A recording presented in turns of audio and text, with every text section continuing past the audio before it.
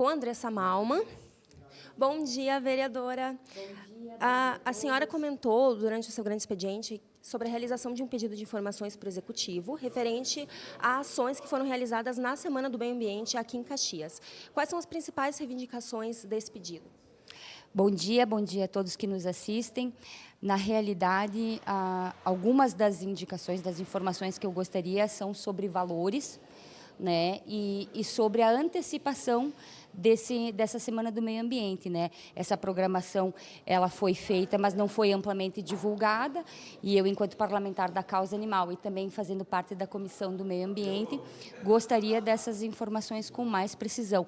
E também dos valores, porque nós soubemos que existiu um patrocínio, mas a gente sabe também que existiu esse valor. Então, para onde e para que ele foi destinado, sabendo nós que temos tantos problemas no canil municipal, e também o assunto de hoje que eu falei sobre a revitalização da Lagoa do Desvio Risso. Obrigada, vereadora. A gente vai acompanhar, então, como vai seguir esse pedido. A gente agradece. Muito obrigada e um bom dia a todos.